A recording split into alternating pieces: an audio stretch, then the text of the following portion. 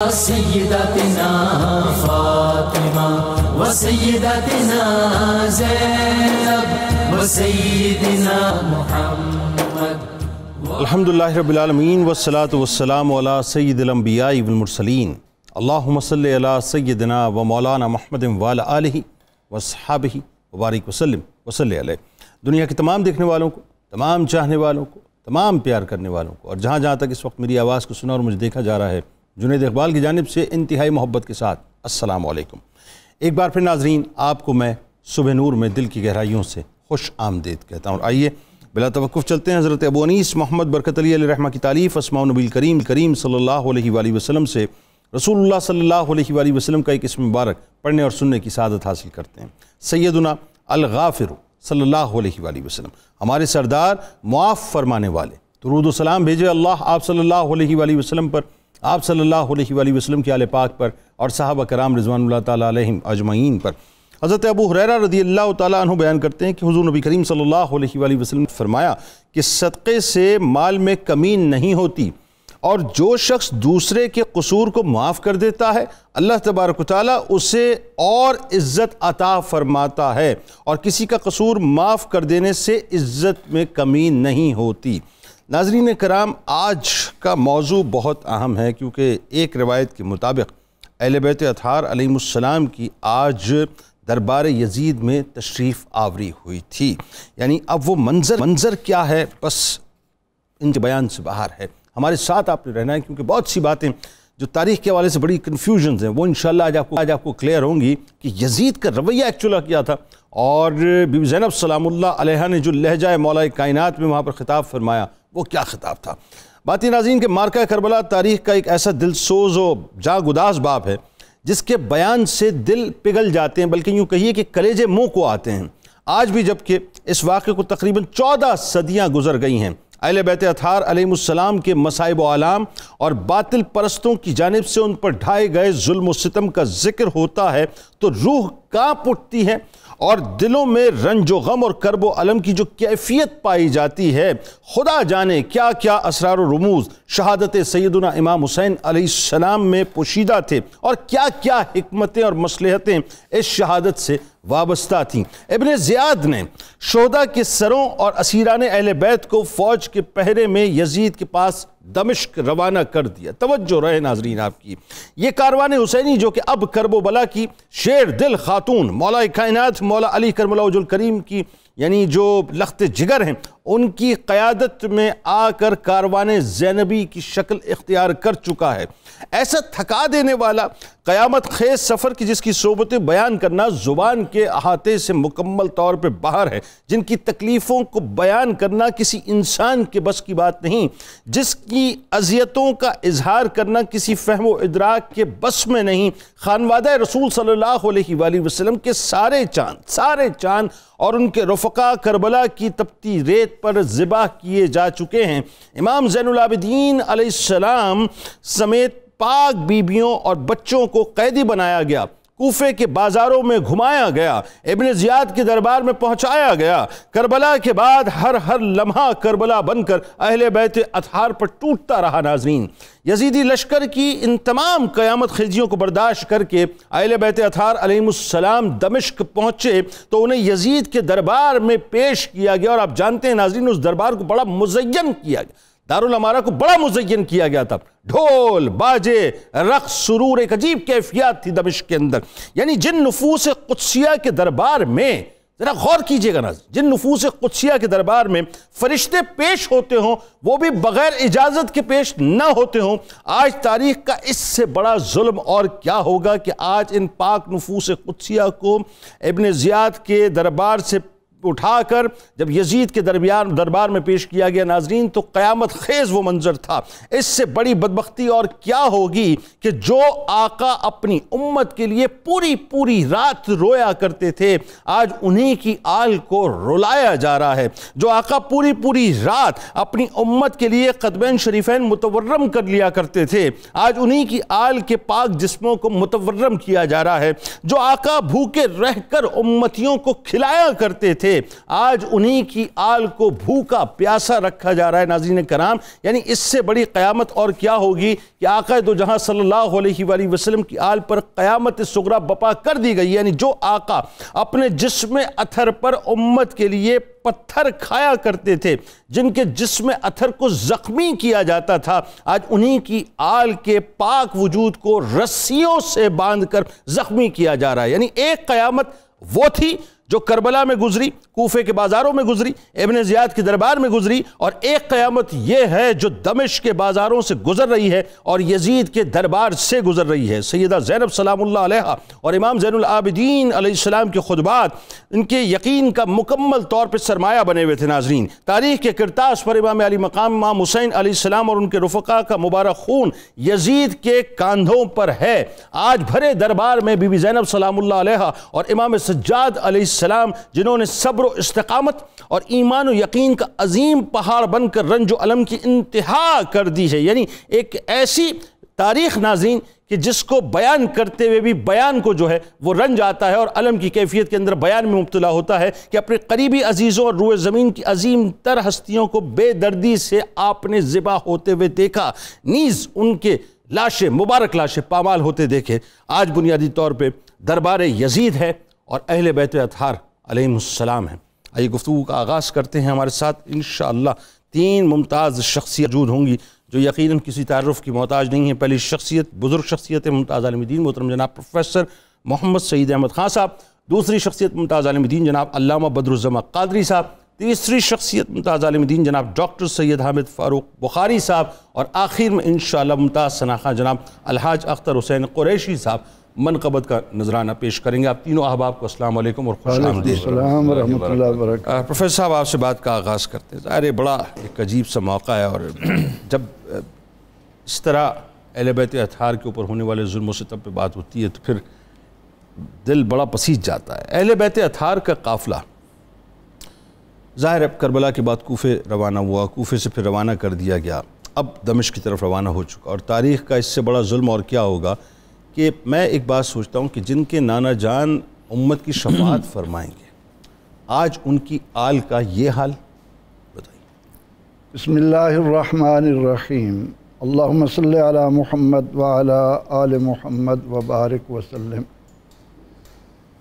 محترم جنید اقبال صاحب، آپ نے انتہائی دل سوزی کے ساتھ اپنے جذبات کا اظہار کیا۔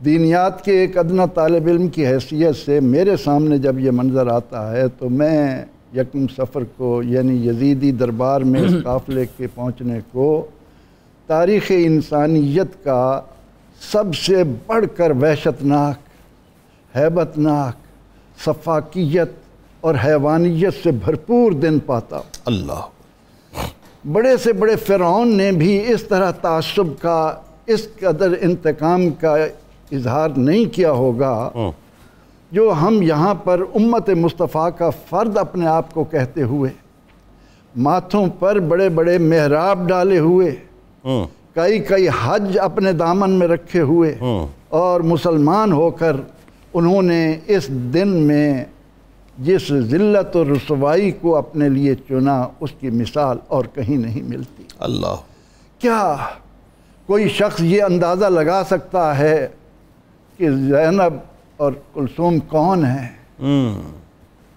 یہ سیدہ خدیجۃ الکبریٰ اور رسول اکرم رحمت عالم صلی اللہ علیہ وسلم کی نواسیاں ہیں۔ اللہ، یہ سیدنا علی مرتضیٰ اور فاطمہ بن اسد رضی اللہ عنہما کی پوتیاں ہیں۔ اللہ، یہ حضرت علی کرم اللہ وجہہ اور سیدہ فاطمہ الزہرا سیدۃ نساء العالمین کی بیٹیاں ہیں۔ اللہ، اللہ، یہ حسن اور حسین، عباس، حنفیہ، محمد بن حنفیہ، کیا کیا پیارے نام ہیں جن کی یہ بہنیں ہیں، اور ان کے ساتھ اس حیوانیت کا مظاہرہ، اللہ، اتنی قساوت قلبی۔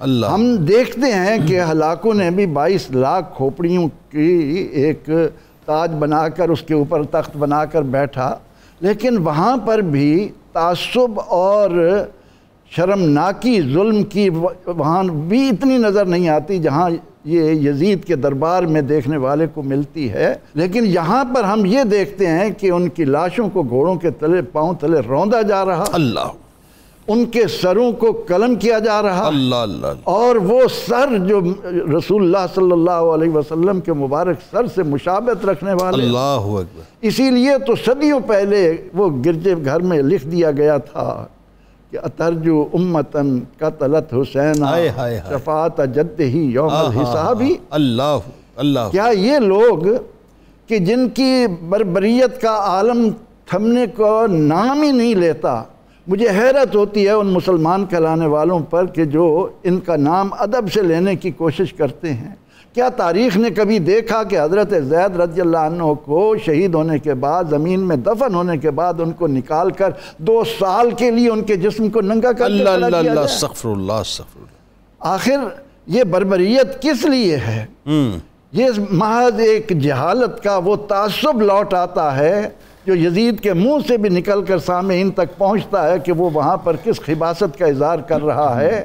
آج جب ہم، جیسے آپ نے ذکر کیا یا میں ذکر کروں کہ یہ قافلہ، اس کا آخر جرم کیا ہے؟ جرم کیا؟ صحیح بات، کس لیے اس کو اس شدت کے ساتھ کہ حرم رسول جن پر سورج اپنی شعاعیں ڈالتے ہوئے بھی شرماتا ہو، ایسا ہی ہے، بے اجازت جبرائیل آتے نہیں ہیں، جن پر چاند بھی اپنی روشنی ڈالتے ہوئے سوچتا ہوگا کہ ان کو آج ننگے سر، ان کے جسموں کو رسیوں سے جکڑ کر، ننگے اونٹوں کی پشتوں پر بٹھا کر، شہر شہر پھرا کر۔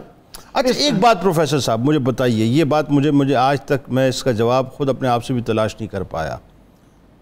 نعرہ تکبیر لگانے والے تھے وہ، رسول کا کلمہ پڑھنے والے تھے وہ، اور ان کو پتہ ہے کہ شافع میں شراب ہیں، اتنا سب کچھ ہونے کے بعد کہ ان کو پتہ ہے کہ شفاعت تو اسی در سے ملنی ہے، اور جب ہم اس در پہ جا کے کھڑے ہوں گے تو کیسے کھڑے ہوں گے، کیا منہ دکھائیں گے، کیا کریں گے؟ یعنی وہ جو شعر آپ نے جو بتایا وہ راستے ہی میں تو ان کو پڑھنے کو ملا نا، اس کے بعد بھی ان کو عقل نہیں آئی، یعنی دربار یزید تک پہنچتے وہ جو ہے جس عہدے اور دنیا کے لالچ میں یہ سب کچھ کر رہے تھے، اس کا منظر بھی انہوں نے راستے میں دیکھ لیا کہ جب انہوں نے ریب سے 12,000 درہم لیے، دینار لیے، اور آگے چل کر اس خیال سے کہ کہیں یزیدی دربار میں پہنچ کر یہ ہم سے لے نہ لیے جائیں، ان کو تقسیم کرنے کے لیے جب اس کو کھولا تو وہ دولت کی بجائے ٹھیکریاں بن۔ بالکل ٹھیک ہے، بات آگے بڑھاتے ہیں علامہ صاحب۔ اب یہ موقع ہے کہ جہاں پر دربار یزید میں اہل بیت اطہار علیہ السلام کی تشریف آوری ہو رہی ہے۔ اچھا آپ ذہن میں رکھیے، اب میں چاہتا ہوں ذرا لوگوں کو، دیکھنے والوں کو ایک تصوراتی ذرا خاکہ بتائیے کہ جس وقت قافلہ نمودار ہوا ہے تو ٹیلوں سے جس وقت سرحائے اقدس نمودار ہوئے ہیں تو وہیں سے یزید کی گستاخیاں شروع ہو گئی تھیں، اس پہ ذرا بات کیجئے کہ کیا ہوا۔ بسم اللہ الرحمن الرحیم۔ آپ کے مابین گفتگو ہو رہی تھی اور ابھی آپ نے نعرہ تکبیر کا ذکر فرمایا کہ وہ نعرہ تکبیر بلند کرنے والے تھے۔ علامہ اقبال نے یہاں بہت اچھی بات کی، آپ فرماتے ہیں کہ نہ حق کے لیے اٹھے تو شمشیر بھی فتنہ، نہ حق کے لیے اٹھے تو شمشیر بھی فتنہ، فرماتے شمشیر ہی کیا نعرہ تکبیر بھی فتنہ۔ اللہ اب دیکھیے اگرچہ وہ نعرہ تکبیر بلند کرنے والے تھے لیکن اس کے اندر فتنہ پوشیدہ تھا، تو یہ تو بڑی طے شدہ بات تھی کہ بغض اور کینہ اس کی رگ و ریشے میں اترا ہوا تھا، یزید کے رگ و ریشے میں اترا ہوا تھا، سرایت کر چکا تھا۔ تکلیف دہ منظر یہ ہے کہ اہل دمشق کو کس کا انتظار تھا، کس قافلے کا انتظار تھا؟ دیکھنا تو یہ تھا نا کہ ان کے دلوں کا اناد دیکھیں اور ان کی حیا باختگی دیکھیں کہ وہ خانوادہ رسول کے کس قافلے کا انتظار کر رہے تھے۔ اب منظر یہ کہ ڈھول باجے اور کپڑوں کو جو ہے باقاعدہ تیار کیا گیا، کرسیاں جو ہیں وہ آراستہ کر دی گئیں اور خواتین نے اور مردوں نے لباس فاخرہ پہنے۔ اب یہ تو دیکھیے نا یہ کر کیا رہے ہیں اور کرنے کیا جا رہے ہیں، اور یزید بار بار اپنے محل کی چھت پہ چڑھ کے جو ہے وہ نگاہ ڈالتا جیرون کی پہاڑیوں کی طرف کہ جس طرف سے قافلے کو نمودار ہونا تھا۔ اب یہاں اس کے دل کا بغض جو ہے وہ چھن چھن کے سامنے آ رہا ہے۔ اللہ، اور اس نے جو اشعار کہے اس اشعار پر علامہ علوسی نے اس پر کفر کا فتویٰ بھی عائد کیا۔ ہاں بتائیے، وہ بتائیے، کیونکہ بہت سے لوگ جو یزید کو بچاتے ہیں ان کو معلوم ہونا چاہیے کہ اس نے کہا کیا۔ اس نے کہا لما بدت تلک الحمول و اشرقتا، کہتے ہیں کہ آج جو ہے تلک الرؤوس علی ربی جیرون، کہتے ہیں کہ آج جب سواریاں ظاہر ہوئیں اور سرحائے مبارک شہدائے کربلا جو ہے وہ اس نے جیرون نیزوں کے اوپر جیرون کے ٹیلوں سے دیکھے۔ اس نے کیا کہا، وہ اگلی بات سننے والی، کہتے ہیں نابل غرابی فقلت صح او لو تصحی، وہ کہتے ہیں کہ اب کوا کائیں کائیں کرے یا نہ کرے، کوے تو بول یا نہ بول، مجھے سے کوئی غرض نہیں. فلقد قضیت من رسولی دیونی، کہ میں نے نبی کریم علیہ السلام کے قرض کو چکا دیا. اللہ اس پر علامہ آلوسی نے کفر کا فتویٰ لگایا. اب آپ اس کی ڈیپتھ میں جا کے دیکھیے کہ وہ کہنا کیا چاہتا ہے، وہ کون سا قرض ہے وہ چکانا چاہتا ہے. یعنی اتنی شرمناک بات کی، اسی بات پر جو ہے کفر کا فتویٰ عائد کیا گیا اس کے اوپر کہ وہ کون سا قرض اور کس قرض کی وہ بات کر رہا ہے. میں ہسٹری میں نہیں جاؤں گا، اس بات کی طرف نہیں جاتا، لیکن انتہائی شرمناک بات اس اشعار کی صورت میں سے بیان کی. آگے جب اس کے دربار میں سر اقدس امام علی مقام کا پیش کیا گیا تو اس نے جو بات کہی وہ اس سے بھی زیادہ تکلیف دہ بات تھی کہ دلوں کے اندر بغض اور کینہ اس حد تک تھا کہ وہ ختم ہونے کا نام نہیں لیتا تھا. اس نے کہا لیت اشیاخ بدر شاہد، کاش آج اصحاب بدر جو ہے میرے اشیاخ میرے شیوخ زندہ ہوتے، دیکھتے جزول خزرج من وقع الاصل، کہتے ہیں کہ وہ دیکھتے کہ آج ان کی اضطراب کو دیکھتے، بے چینی کو دیکھتے. قد قتلنا القوم من ساداتہم، میں نے اس قوم کے سب سے بڑے سردار کو قتل کر دیا. اور وہ کہاں سے بغض لے کے چلا اور کہاں تک آن پہنچا. آپ دیکھیے اس کا کینہ کتنا کینہ پرور تھا وہ شخص، کہاں کینے کا اظہار کرتا ہے. وہ کہہ رہا ہے قد قتلنا القوم من ساداتہم، کہ میں نے آج اس قوم کے بنو ہاشم کے سب سے بڑے سردار کو شہید کر کے میں نے اپنا بدلہ لے لیا ہے. کہتا ثم قالوا یا یزید لا تشل، اگر آج وہ لوگ میرے اشیاخ زندہ ہوتے تو مجھے کہتے دعا دیتے یزید تیرے ہاتھ شل نہ ہو. تو کتنا اعلیٰ کام کی، اتنا کہ بھی اسی پر ہمارے جو ہے مفسرین نے اس پر کفر کا فتویٰ. اچھا اس میں ایک بات یہ بھی بتائیے ذرا ساتھ ساتھ کہ بہت سے لوگ جو یہ کلیم کرتے ہیں صاحب کہ یزید کو تو کچھ پتہ ہی نہیں تھا، وہ تو اس کو تو کچھ پتہ ہی نہیں تھا نا، وہ تو انتہائی ننھا تھا، اس کو کچھ نہیں پتا تھا. یہ جو وہ کر رہا تھا یہ کیا تھا بنیادی؟ دیکھیے اگر وہ ایک طرف یہ کہتے ہیں کم از کم اس کی فطرت کو دیکھیں نا، اس کے من کے اندر کیا تھا، دل کے اندر کیا تھا. جو دل میں تھا وہ زبان سے ظاہر ہو رہا ہے، بغض جو دل کے اندر تھا وہ زبان سے ظاہر ہوا. اگر وہ معصوم تھا، کسی بات کا علم نہیں تھا، تو اشعار جو ہیں وہ تو بالکل اس کے برعکس چل رہے ہیں. اشعار اس کی فطرت کی غمازی کر رہے ہیں، اس کی فطرت کی عکاس ہیں. اس کے اندر جو باطن میں بغض جو تھا اس کی مطلب ہے وہ عکاسی کر رہے ہیں. اس وقت ایک صحابی رسول بھی موجود تھے، ان کے بارے میں ذرا بتائیے. بدر الدین عینی نے جو شارح بخاری ہیں انہوں نے اس کو لکھا. زید بن ارقم بڑے جلیل القدر صحابی ہیں. زید بن ارقم حضرت ابو برزہ رضی اللہ عنہ موجود، برزہ بھی تھے. بالکل یہ دو طرح سے روایت آتی ہے کہ اکابر صحابہ میں سے تھے.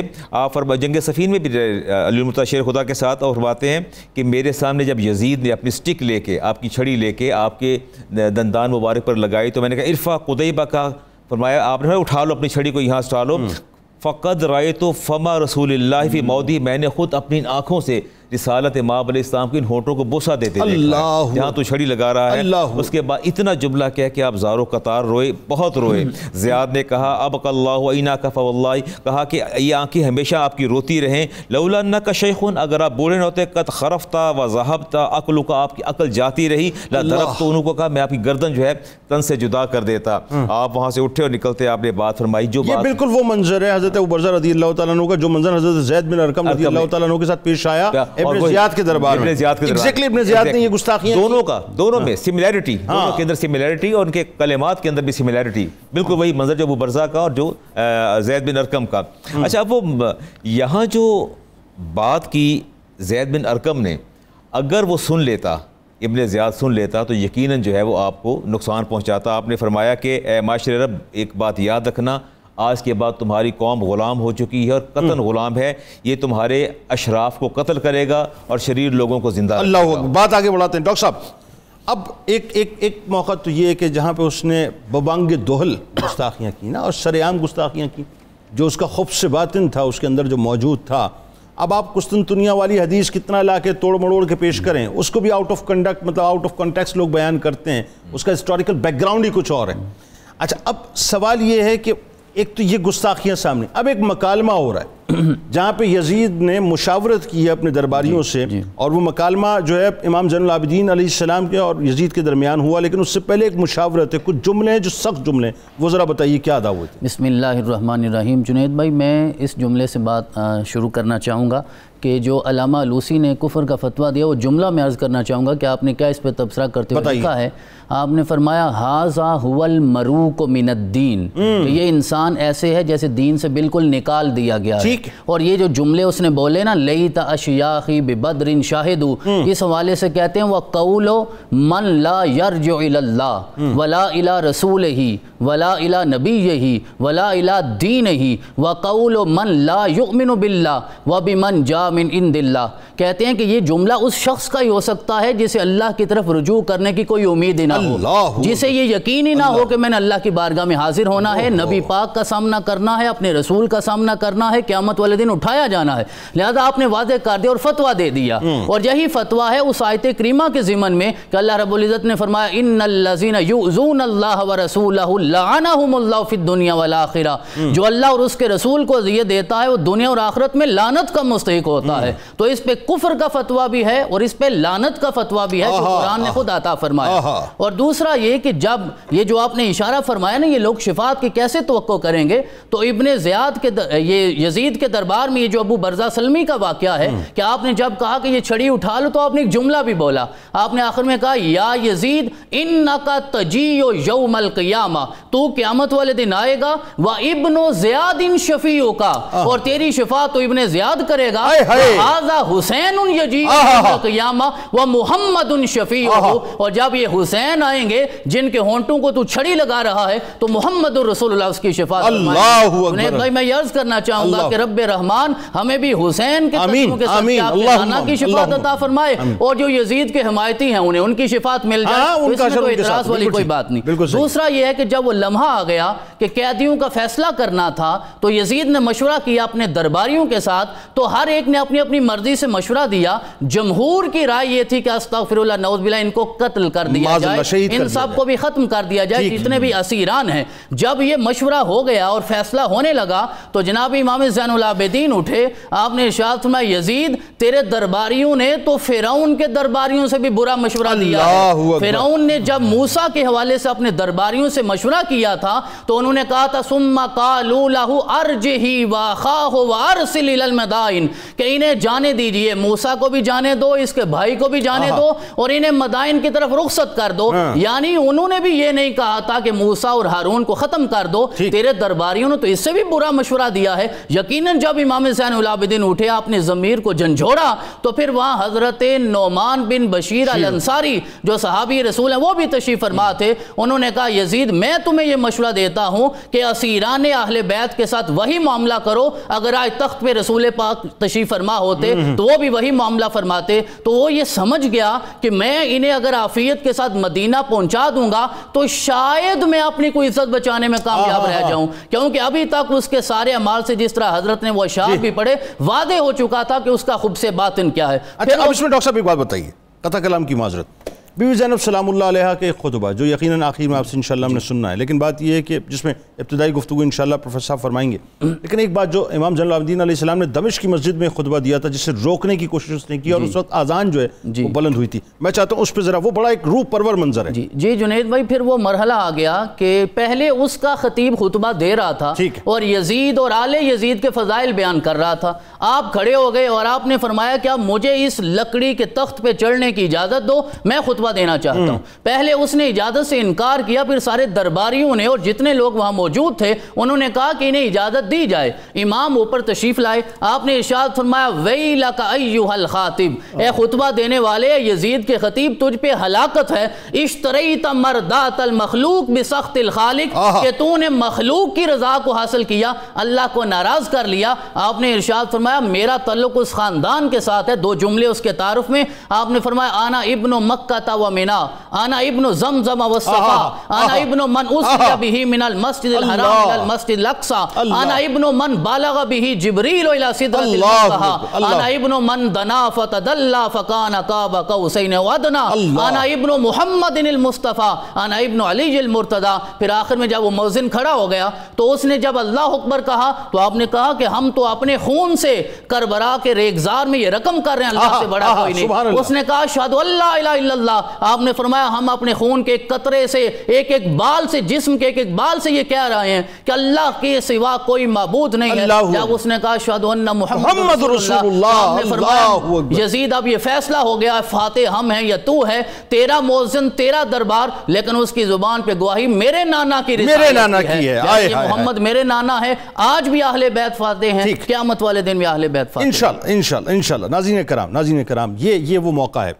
جہاں پر ابھی تو دمشق کی جامع مسجد میں امام زین العابدین علیہ السلام نے یزید کے اوپر جو یزیدیت کا ایک نقاب تھا, مکر و فریب کا ایک نقاب تھا, جو جال سازی کا نقاب تھا, یہ کیسے ممکن ہے مجھے آپ بتائیے کہ جس کی حکومت ہو, اس کی حکومت میں اس کے کسی علاقے کے اندر کوئی آپریشن اور اس کو ہی نہ پتہ ہو؟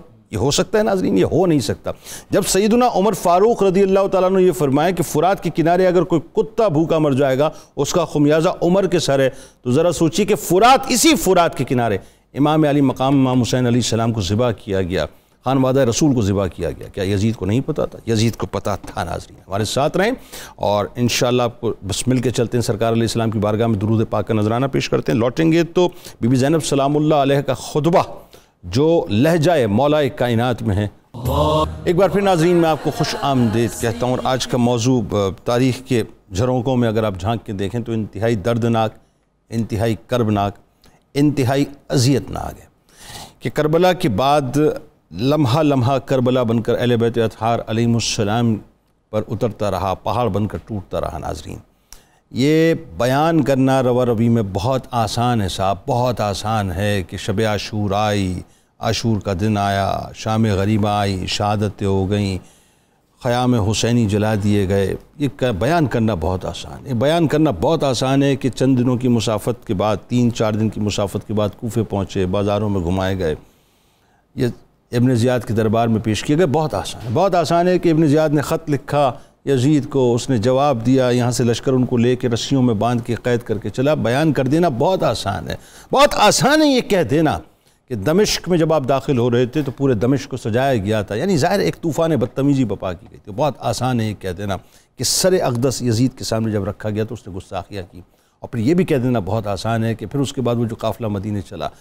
لیکن ناظرین کتنی قیامتیں آ کے گزر گئیں اہل بیت اطہار پہ جس کا اندازہ ہم کر نہیں سکتے. لیکن وہی بات ہے کہ ان قیامتوں کو ایک ہستی نے ایسا برداشت کیا ناظرین, جو اس قافلے کو زینبی قافلہ بنا چکی تھی, جو بی بی زینب سلام اللہ علیہ ہیں. ان کا خطبہ جاہ و جلال سے بھرپور خطبہ, آئیے اس سے آغاز کرتے ہیں. جی بتائیے پروفیسر صاحب کہ وہ جو لہجہ مولا کائنات میں جو بی بی زینب سلام اللہ علیہ نے قافلہ حسینی کو لیڈ کیا ہے, رہتی دنیا تک حریت کا, آزادی کا, شجاعت کا, بہادری کا, طاقت کا ایک استعارہ آپ بن چکی ہیں. یا اب بھی کوئی کمزور طبقہ ہے, کوئی مظلوم طبقہ ہے تو بی بی زینب سلام اللہ علیہ سے خیرات لے لے, جوش و جذبہ وہی پیدا ہو جائے گا. آغاز کیجیے. جنید صاحب آپ نے بڑے خوبصورت انداز میں یہ بتایا کہ کس طرح یہ قافلہ لٹا پٹا آیا. ذرا غور کیجئے, اللہ رب العزت نے فرمایا کہ جب کوئی کلمہ پڑھتا ہے تو میں اس سے اس کی جان اور مال کے بدلے جنت دیتا ہوں. ٹھیک ہے. اب یہ قافلہ اس حال میں آیا ہے کہ انہوں نے نہ تو اللہ سے جنت مفت میں لی ہے, نہ اللہ نے انہیں جنت مفت میں دی. آئے ہائے, جبکہ جنت ان کی تھی. جنت ان کی تھی, اسی لیے تو تھی. جنت تو بن گئی ان کے لیے, جنت تو ان کی ہو گئی. اب یزید نے یہ ایک فضا بنا رکھی تھی کہ باغی آ رہے ہیں, باغیوں کو لایا جا رہا ہے. اس کے گھر کی عورتیں بھی دربار میں موجود تھیں, لیکن جب ان عورتوں نے حرم پاک کی خواتین کو بغیر پردے کے جکڑا ہوا رسیوں میں دیکھا تو پوچھا یہ کون ہیں, تو بتانا پڑا کہ یہ رسول اللہ کے خانوادے کی شہزادیاں ہیں. تو انہیں اتنا رنج ہوا کہ انہوں نے اپنے برقعے اتار پھینکے, انہوں نے اپنی چادریں پھینک دیں. اب اس کے بعد سیدہ حضرت زینب سلام اللہ علیہ کی نگاہ جب اپنے بھائی کے خون آلود سر پر پڑتی ہے تو بے اختیار ان کی زبان سے نکلتا ہے یا حسینہ, یا حبیب رسول اللہ, یبن مکہ و بنا, یبن فاطمۃ الزہرا سیدۃ نساء العالمین, یبن بنت المصطفیٰ. اس کے بعد پھر آپ نے جیسے کہا کہ ایک للکار کی طرح. اب جان سے بڑھ کر تو انسان کو کوئی چیز پیاری نہیں، کوئی چیز پیاری، جن کے سامنے اس قدر خاک اور خون کا سمندر گزرا ہو، جنہوں نے یہ معاملات دیکھے ہوں، وہ اللہ کے سوا کسی اور سے کیسے ڈریں گے؟ صحیح بات۔ تو انہوں نے سیدہ حضرت زینب سلام اللہ علیہا نے ابو برزہ سلمی کے ساتھ جو کچھ ہو چکا اس کے بعد یزید کو للکارتے ہوئے، بلکہ میں ان کے ابتدائی کلمات کو کہنے سے پہلے جو ہم باتیں کر چکے ہیں کہ یزید نے یہ کہا کہ بدر کا، پہلے تو اس کم وقت کو یہ یاد نہیں آ رہا کہ ان کے بڑے چل کر گئے تھے یا رسول اللہ آئے تھے مکہ میں۔ سیدہ حضرت زینب سلام اللہ علیہا نے بڑی للکار کے ساتھ اس کی تمام ترخیباستوں کا جواب یوں دیا کہ یبنت طلقا، او طلقا کے بیٹو، یاد دلا دیا کہ تمہاری اوقات یاد نہیں ہے، تم نے میرے نانا کے ساتھ جو کچھ سلوک کیا فتح مکہ کے دن آپ چاہتے تو ایک ایک سے بدلہ لیتے، لیکن آپ صلی اللہ علیہ وسلم نے انتم الطلقاء کہہ کر تمہیں معافی دے دی تھی، آج تم ان کو یاد کر کے اس طرح کی باتیں کرتے ہو۔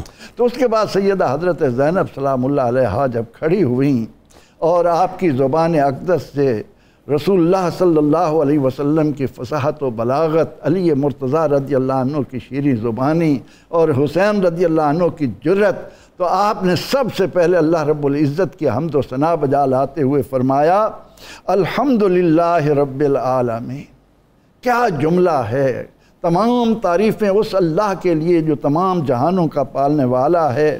وصلی اللہ علی رسولہ وآلہ اجمعین۔ اس کلمے نے قیامت تک آنے والے لوگوں کو بتا دیا کہ یزید کے بارے میں اچھا خیال رکھنے والے سوچ تو صحیح، اللہ کبھی تو زندگی بھر یہ جرت کر سکے گا کہ اللہ کی حمد و ثنا اور حضور علیہ السلام پر درود و سلام کے بعد تو اپنی حال کا ذکر کرے؟ آئے ہائے آئے ہائے۔ جب بھی کوئی پکارے گا قیامت تک جو بھی اللہ کی حمد و ثنا بجا لائے گا، اس کے بعد حضور علیہ السلام پر درود بھیجتے ہوئے آپ کی آل کا، تو سیدہ حضرت زینب سلام اللہ علیہا نے تو اسی آل کے لفظ سے ہی قیامت تک آنے والے لوگوں کو بتا دیا کہ ہمارا نام مٹانے والے خود مٹ جائیں گے، ان کا کوئی نام لیوا نہیں ہوگا، ہم تو ان بلندیوں پر فائز ہیں کہ جب ہماری سواریاں قیامت کے دن نکلیں گی تو محشر میں یہ شور مچے گا، محشر والو نظریں جھکا لو، درست درست، نظریں بند کر لو، سروں کو جھکا لو۔ اس کے بعد آپ یزید کو مخاطب کر کے فرماتی ہیں صدق اللہ، اللہ کا فرمان سچ ہے۔ اور ابتدا میں ہی آپ نے یزید کے متعلق فرمایا کہ کان عاقبۃ الذین اساءوا السوء ان کذبوا بآیات اللہ وکانوا بہا یستہزئون۔ اللہ کی آیات کا انکار کرنے والے، اللہ کی آیات کا مذاق اڑانے والے آخر کار اللہ تعالیٰ کے ہاں جس سزا میں جکڑے جائیں گے ان کا وہ یہاں اندازہ نہیں لگا سکتے۔ اے یزید تو اپنی اس بات پر خوش نہ ہو کہ تو نے ہمیں قیدی بنا لیا ہے، بلکہ اپنے انجام پر بھی نظر رکھ کے اللہ نے تیرے لیے کیا فیصلہ۔ بالکل ٹھیک، بات آگے بڑھا۔ یہ ایک ابتدائی حصہ خطبے کا ہے، اور ناظرین انشاءاللہ میں اس کا جو اختتامی حصہ ہے آپ نے ہمارے ساتھ رہنا ہے اور ڈاکٹر صاحب سے سنواؤں گا، وہ انتہائی جاہ و جلال سے بھرپور حصہ ہے، اور میرا خیال ہے جتنے بھی حریت پسند ہیں ان کو تو اپنے سمجھ لیجئے زندگی کے منشور میں اس خطبے کو شامل کرنا چاہیے۔ علامہ صاحب ایک اور کنورزیشن ہے جو کہ اچھا یہ یزید ایک بڑی بیوقوفی بھی، اور ظاہر ہے جس نے ایکسپوز ہونا ہوتا ہے وہ کہیں نہ کہیں بیوقوفی کرتا ہے، بلنڈر کرتا ہے۔ وہ اس نے ایک بلنڈر یہ بھی کیا تھا کہ مختلف سفراؤں کو بلوایا تھا، ایسے ہی، اور جو مختلف جو اپنا ممالک کے سفیر تھے وہ آئے ہوئے تھے، جس میں سفیر روم بھی موجود تھا، کچھ یہودی بھی موجود تھے، کچھ اور لوگ بھی موجود تھے، یعنی وہ اپنی فتح و کامرانی جو ہے اس کا ایک جشن منانا چاہتا تھا، لیکن معاملہ بالکل جو ہے 180 ڈگری پہ جو ہے وہ ڈیفرنٹ ہو گیا۔ وہ کیا ہوا کہ ذرا وہ بتائیے۔ اصل میں یزید کے دربار میں رومن ایمبیسڈر موجود تھا، جوئش بھی موجود تھے، ایمبیسڈر بھی موجود تھا۔ اس کے دربار کا یہ کرینہ یا قاعدہ کہہ لیجئے، یا اس نے باقاعدہ بلوایا ہوگا اس نے اپنی کامیابی اور فتح کو ظاہر کرنے کے لیے۔ جب سر مبارک لایا گیا امام علی مقام کا، تشت کے اندر رکھ کے لایا گیا، تو وہ رومن ایمبیسڈر حیران ہوا کہ کس کا سر؟ سے پوچھا، سوال کیا من حاضر راس، یہ سر کس کا ہے؟ یزید نے بتایا حاضر راس الحسین، یہ امام علی مقام کا سر ہے۔ پوچھا یہ کون ہے؟ سوال کیا، اس نے جواب دیا کہ یہ فاطمہ تو بنت اسد کے صاحبزادے ہیں۔ تو بڑا حیران ہوا کہ آپ کے نبی کے جو بیٹی ہے ان کے صاحبزادے، اس کا سر دربار کا آپ کے دربار میں لایا گیا ہے۔ اسے بڑی حیرت سے پوچھا، اس نے کہا یہ عجب بات ہے، بڑی حیرت کی بات ہے. اس نے اف لکم، افسوس ہے مجھے تم پر، تقتلون ابن بنت نبیکم، تم نے اپنے نبی کے بیٹے کو شہید کر دیا. تم نے اپنے نبی کے بیٹے کو شہید کر دیا. وما نبیکم و بین نبیکم الا ام واحدہ، تمہارے اور تمہارے نبی کے مابین ایک ہی ان کی ماں کا واسطہ تھا، ایک ہی واسطہ تھا. آج تم نے اس کو بھی ختم کر دیا. فرمایا تم پر افسوس اور حیف، صدر افسوس ہے تم پر کہ تم نے کیا حرکت کی ہے. اس رومن ایمبیسڈر وہ کرسچن تھا، اس نے جو بات کی، اس نے کہا وہ بڑی کمال بات، وہ بڑی کمال کی بات. اس نے کہا یہ بات یہ ہے کہ ہم تعظیم و تکریم میں، ہماری کرسچینٹی اور ہم کرسچن جو ہیں ٹل دا ڈے آف ججمنٹ، ہم اس دنیا میں موجود رہیں گے، ہم نے ختم نہیں ہونا، لیکن ہماری عزت اور تعظیم جو ہے اپنے نبی کے ساتھ، اس کا یہ عالم ہے کہ جہاں ہمارے نبی عیسیٰ علیہ السلام کی سواری کے قدم لگے ہیں، ہم اس کی زیارت یوں کرتے ہیں جیسے تم بیت اللہ کی زیارت کرتے ہیں. کیا اس نے کمپیریزن کیا اور کیا اس نے دیکھیں کہ ہماری عبادتوں کا مرکز اور محور جو ہے وہ کعبۃ اللہ ہے. ہمارا ایمان کعبے کی طرف دوڑتا ہے، مدینہ کی طرف دوڑتا ہے. انہوں نے کہا ہم ان کی سواری کا جو قدم لگا ہے اس کی تعظیم یوں کرتے ہیں کہ ہم اس کو کعبۃ اللہ سے بھی زیادہ افضل سمجھتے ہوئے ہم اس کی ان کے نزدیک جیسے مسلمان کعبۃ اللہ کو تعظیم ویسے کرتے ہیں. تو اسے کہا کہ تم نے یہ کیا حرکت کی. وہیں ایک یہودی بھی موجود تھا جوئش، جب اس نے دیکھا اس نے کہا بڑی حیرت کی بات ہے، میں داؤد علیہ السلام کی نسل سے ہوں اور میری 70 پشتیں گزر چکی ہیں. آج بھی جب لوگوں کو پتہ چل جاتا ہے کہ میں داؤد علیہ السلام کی نسل سے ہوں تو لوگ میری انتہائی تعظیم و توقیر کرتے ہیں. 70 پشتیں گزر جانے کے باوجود بھی میری تعظیم و تکریم کا درجہ جو ہے وہ کم نہیں ہوا. اور تمہارے ظلم اور بربریت کی انتہا ہے، جبر کی انتہا ہے کہ تم نے اپنی ہی نسل کو خود ختم کرنے کی کوشش کی. میں یہاں کنز العمال کی ایک روایت لوں گا. پلیز. رسالت امام علیہ السلام نے ارشاد فرمایا انہم اصلح الناس عند فتنۃ، فرمایا کہ بنو ہاشم کا سب سے بڑا کمال یہ ہے کہ جب بھی کوئی فتنہ برپا ہوگا، جب بھی کوئی آزمائش آئے گی، یہ لوگ ہمیشہ حق پر ہوں گے اور راہ ہدایت پر ہوں گے. کنز العمال کی روایت ہے. سبحان اللہ. اور واقعتاً ایسا ہے کہ آپ لوگ ہی حق پر تھے اور رسالت امام علیہ السلام کی حدیث پاک بھی اس بات کی غمازی کر رہی ہے. ایک بات سر، اس پورے گفتگو میں جو ابھی تک ہم نے کی ہے، اس میں ایک بات جو ہے وہ مسنگ ہے، اور وہ بات یہ ہے کہ یزید نے، مطلب میرا تو ماننا ہی ہے، آئی ڈونٹ نو آپ کا پرسیپشن کیا، آپ بتائیے اس بارے میں، کہ ڈرامیٹیکلی اس نے ایک یوں سمجھ لیجیے پینٹ کرنے کی کوشش کی کہ مجھے تو معلوم ہی نہیں تھا کہ ایسا ہو گیا. اگر مجھے معلوم ہوتا، میں وہاں ہوتا تو ایسا میں نہ ہونے دیتا، اور اگر ایسا ہوتا تو میں اپنی اولادوں کو قتل کروا دیتا. جبکہ شمر ذوالجوشن جو ہے وہ بھی وہاں موجود تھا، میزر بن سالبہ بھی موجود تھا، جس کو مطلب جو ہے باقاعدہ منتخب کر کے ابن زیاد نے بھیجا. تو ہونا تو یہ چاہیے تھا کہ سب سے پہلے تو ان کے سر قلم کرتا وہ، اس نے ایسا بھی نہیں کیا. یہ کیا تھا، یہ کیا اسی بات کو بنیاد بنا کے لوگ جسٹیفیکیشن دیتے ہیں کہ جی وہ معصوم تھا. نہیں، نیور کین سے. دیکھیے میری بات سنیے، یہ وہ بات کیسے کر سکتا ہے؟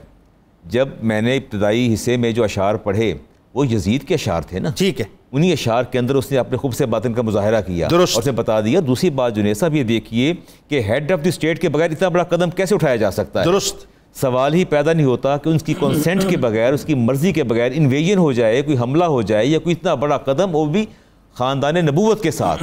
یہ سارا پری پلانڈ تھا، سارا کچھ پری پلانڈ تھا اور ساری ڈائریکشنز دی جا چکی تھیں. یہ انتہائی غلط بات ہے یہ کہنا کہ وہ معصوم تھا، انوسینٹ تھا، اسے کسی بات کا پتہ نہیں تھا. اس کی بات کے اشعار، اس کا رویہ، اس کا طرز عمل اور اس کی جو خواہش تھی دل کی، اس بات کا اظہار کر رہی ہے کہ وہ جھوٹ بول رہا تھا. جو کچھ عمل جو سامنے آیا وہ اصل میں حقیقت وہی تھی اور وہی اس کے دل کے اندر موجود تھا. ابھی تو ہم نے صرف اسی کی بات کر رہے ہیں نا، ابھی ہم واقعہ ہررا پہ تو آئے نہیں. وہ تو ظاہر ہے سیلف ایک بہت بڑا مقدمہ ہے اس کے خلاف. فائنلی ڈاکٹر صاحب، وہ جو مولا کائنات کے لہجے میں خطبہ بی بی زینب سلام اللہ علیہ کا ہے، جس کے ابتدائیہ کچھ پروفیسر صاحب نے بیان کیا، میں چاہتا ہوں ذرا آپ اپنی رنگ میں، اپنی کیفیات میں بیان کیجئے اور بتائیے کہ کس انداز سے آپ نے باطل قوتوں کے اوپر جو نقاب ڈلے ہوئے تھے ان کے چہروں پر، اس کو مکمل طور پہ نوچ کے ان کو ایکسپوز کر دیا. جنید بھائی، جہاں قبلہ پروفیسر صاحب نے اس خطبے کو چھوڑا، جو آیت مبارکہ انہوں نے آخر میں پڑھی کہ ثم کان عاقبۃ الذین اساءوا سوءا کذبوا بآیات اللہ وکانوا بہا یستہزئون. آپ نے آیت کریمہ پڑھی اور آپ نے اس خطبے میں کئی آیات کی تلاوت کی. اس سے یہ پتہ چلا کہ اہل بیت کا قرآن سے کتنا گہرا تعلق ہے. قرآن ہی سے تعلق ہے، علی ہوں یا بنت علی ہوں، ان کا کتنا گہرا تعلق ہے، تو خود علی کا کتنا گہرا تعلق ہوگا وہ انسان اندازہ نہیں کر سکتا. آپ نے پھر یزید کو للکارا، جو آپ نے اشارہ کیا نا، جو آج حریت پسند ہیں انہیں جناب زینب کا یہ خطبہ پڑھنا چاہیے۔ یزید کو للکارا 72 سروں کے سامنے جو کٹے ہوئے سر ہیں، آپ نے کہا یا یزید ازننت یا یزید ہین اخذت علینا قطار الارض وضیقت علینا آفاق السماء، کیا تو سمجھتا ہے کہ حسین کا سر کاٹنے کے بعد تو نے سارے زمین کے خزانے ہم سے چھین لیے ہیں اور آسمان اور آفاق کی ساری وسعتوں کو ہمارے اوپر تنگ کر دیا ہے؟ فاصبحنا لک فی ایثار نساق الیک سوقا فی قطار، کیا تو یہ سمجھتا ہے کہ آج ہم بیڑیوں میں جکڑے ہوئے تیرے سامنے کھڑے ہیں تو کیا استغفر اللہ قیامت والے دن بھی ہم ایسے ہوں گے؟ نہیں، وہ دن آئے گا اور ہمیں انصاف ملے گا اور میرے رسول کی، میرے نبی کی، میرے نانا کی شفاعت ہمیں میسر آئے گی۔ آگے آپ نے پھر کہا مہلن مہلن لا تتش جہلن، آپ نے کہا غرور اقتدار سے باہر نکلو، ذرا ہوش کے ناخن لو، ہم کربلا سے چلے کوفہ پہنچے، کوفہ سے دمشق آئے ہیں، آج تیرے دربار میں کھڑے ہیں، جہاں جہاں سے گزر کے آئے ہیں بتایا جاتا ہے 15 مختلف منزلوں پہ پڑاؤ ڈالا تھا اس قافلے نے، کہا ان منزلوں میں رہنے والوں سے جا کے پوچھو فاتح وہ ہیں جن کے سر کاٹے گئے ہیں یا سر کاٹنے والے فاتح ہیں؟ ہم کامیاب ہیں۔ انسیت قول اللہ، کیا تو اللہ کے اس فرمان کو بھول گیا ہے؟ میرے رب نے ارشاد فرمایا ولا یحسبن الذین کفروا انما نملی لهم خیر لانفسهم انما نملی لهم لیزدادوا اثما ولهم عذاب مہین۔ اور آخری حصے میں آپ نے للکار کے جو شاندار خطبہ ارشاد فرمایا، آپ نے فرمایا یا یزید قد قیدہ کا وجہد جہدہ کا، جتنی اپنی کوشش کرنی ہے کر لو، جتنی محنت صرف کرنی ہے کر لو، جتنا تو نے اجتہاد کرنا ہے آل رسول کو مٹانے میں، ہمیں ختم کرنے میں وہ کر لو۔ فوالذی شرفنا بالوحی والنبوت والکتاب والرسالت والقرآن، اللہ رب العزت نے ہمارے گھر کو وحی کی نعمت عطا فرمائی، ہمیں کتاب عطا فرمائی، ہمیں رسالت عطا فرمائی، ہمیں نبوت عطا فرمائی، ہمیں نجابت اور انتجاب کی نعمت عطا فرمائی ہے۔ پھر کہا لا تدرک آمدنا ولا تبلغ غایتنا ولا تمحو ذکرنا، آپ نے فرمایا جتنی مرضی کوشش کر لو۔ علی کی بیٹی یہاں کھڑے ہو کے یہ کہہ رہی ہے یکم صفر کو 61 ہجری میں، یہ کہہ رہی ہے کہ وہ 1400 سال بھی گزر جائیں گے تو اہل بیت کا ذکر ختم نہیں ہوگا، ذکر ہمارا موجود رہے گا، ہماری اوقات تک تو نہیں پہنچ سکتا، ہمارے انجام، ہمارے منصب تک تو نہیں پہنچ سکتا، تیری اوقات نہیں ہے ہمارے منصب تک، یہ بات اس طرح سے کہ وہاں تک پہنچ سکے۔ اور اگلا جملہ بڑا اہم آپ نے کہا، آپ نے فرمایا وَلَا تَرْخَسُ عَنْكَ آرُنَا، اہل بیت کو، آل رسول کو، عطرت مصطفیٰ کو شہید کر کے قیامت تک جو گالیاں تو نے اپنے مقدر میں کر لی ہیں اب تجھے ان سے رخصت کبھی نہیں ملے گی۔ تیرا نام آر بن گیا ہے، تیرا نام شرم بن گیا ہے، لوگ سر جھکا کے تیرا نام لیں گے، اور حسین کا جو سر کٹا ہوا ہے نا، اس حسین کا نام ہمیشہ سر بلند کر کے لوگ لیں گے اور عزت محسوس کریں گے، اور زمانہ یہ سمجھے گا حسین ہی کامیاب ہوا ہے اور یزید ناکام ہوا۔ آگے کہا وَهَلْ رَأْيُكَ إِلَّا فُنُودٌ وَأَيَّامُكَ إِلَّا عَدَدٌ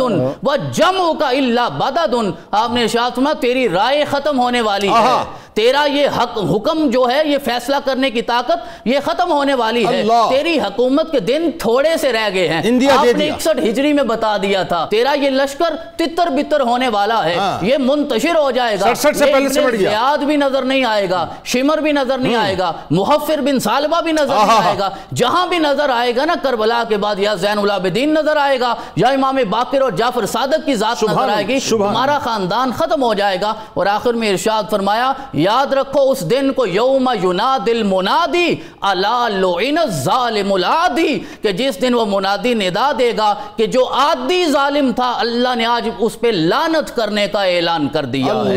یہ فتوے تو سارے حضرت زینب نے اپنے خطبے میں دے دیے ہیں، جو آپ بار بار سوال کر رہے ہیں کہ لوگ آج اسے معصوم ڈکلیئر کرتے ہیں، آپ نے تو بتا دیا تجھ پہ لعنت ہوگی۔ اللہم خذ بحقنا وانتقم من ظالمنا واحلل غضبک بمن سفک دماءنا وقتل حماتنا۔ پھر آپ نے ہاتھ اٹھایا اپنے رب کی بارگاہ میں، حضرت زینب نے کہا مولا اب ہمارا حق تو نے لینا ہے، ان ظالموں سے انتقام تو نے لینا ہے، جس نے ہمارا خون بہایا اور ہمارے جانثار اصحاب کا خون بہایا، اب ان پہ تو اپنا غضب نازل کر، ان پہ لعنت نازل کر، ان سے اپنی رحمت اور رضا کو دور کر دے۔ وَسَتَارِدُ عَلَى رسول اللہ صلی اللہ علیہ وسلم بِمَا تَحَمَّلَ हम्मलत मिन ज़ुर्रियतिही वंतहकत बिन हुर्मतिही वसफकत मिन दिमाइ इतरतिही व लहमिही। आपने इरशाद में यजीद मेरे रसूल का कैसे सामना करेंगे, उनकी नस्ल को शहीद करके। फिर आपने ये आखिरी आयत मुबारका पढ़ी कि लोगों याद रखो, वला तहसबन्नल्लज़ीना कुतिलू फी सबीलिल्लाहि अमवाता बल अहयाउन इंद रब्बिहिम युरज़कून। ये खुतबा ऐसा है डॉक्टर साहब, जज़ाकल्लाह, अल्लाह आपको जज़ाए जमील अता फरमाए। ये खुतबा ऐसा है कि आज दुनिया के जितने जालिम हैं वो भी इस खुतबे को पढ़ें तो अक्ल ठिकाने लग जाए, और जितने मजलूम हैं वो भी इस खुतबे को पढ़ें कि उनको राह मिल जाए। बिल्कुल। आप तीनों आप आपका बहुत शुक्रिया, आप तशरीफ़ लाए। नाज़रीन कराम, लफ्ज़ों में क्या बयां हो गम आले मुस्तफ़ा के, लेकर चले थे जालिम कैदी जिन्हें बना के। बीमार करबला को कैदी था जब बनाया, हूरें भी देखती थीं आंसू बहा बहा के।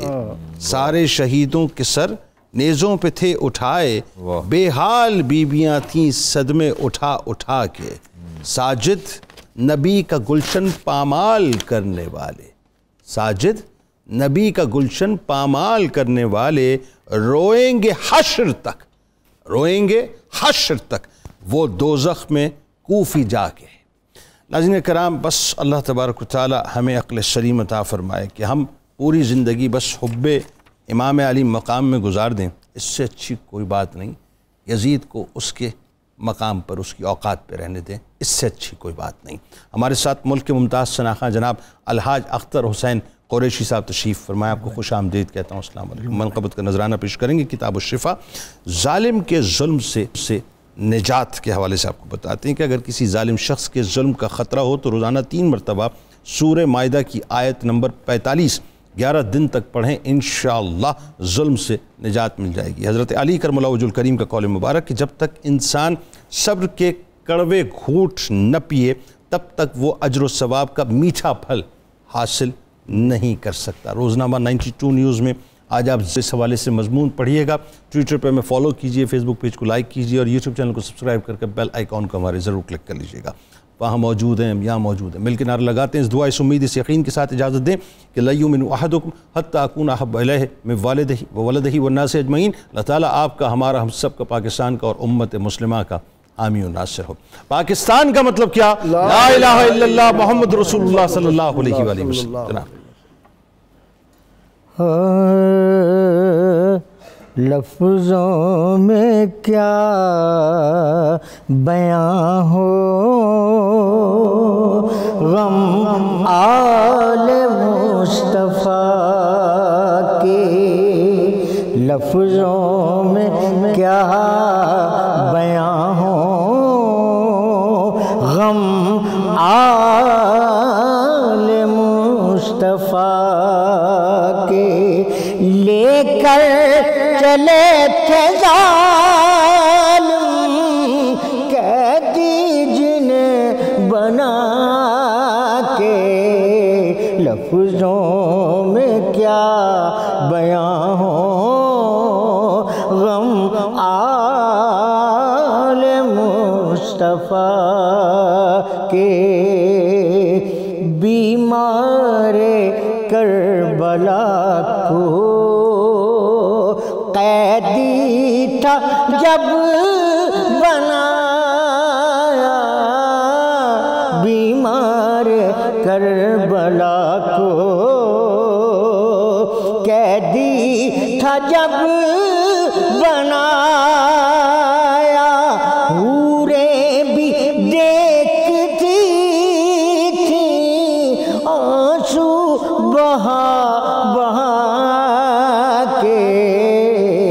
लफ्ज़ों में क्या बयां हो गम आले मुस्तफ़ा के। सारे शहीदों के सर नेज़ पे थे उठाए। बेहाल बीबियां थीं, बेहाल बीबियां थीं सदमे उठा उठा के। لفظوں میں کیا بیاں ہو غم آل مصطفیٰ کے ساجد نبی کا گلشن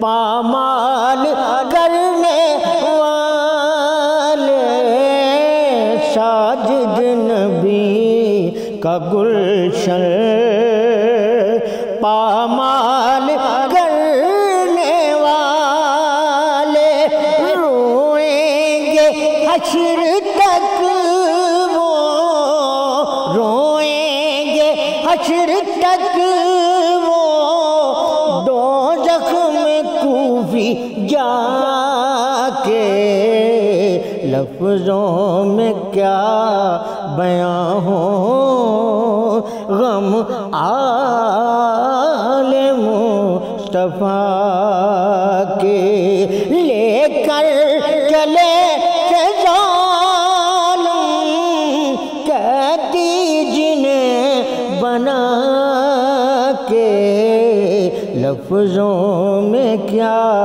بیاں ہو غم آل مصطفیٰ کے فاطمہ وسیدتنا زینب وسیدنا حسن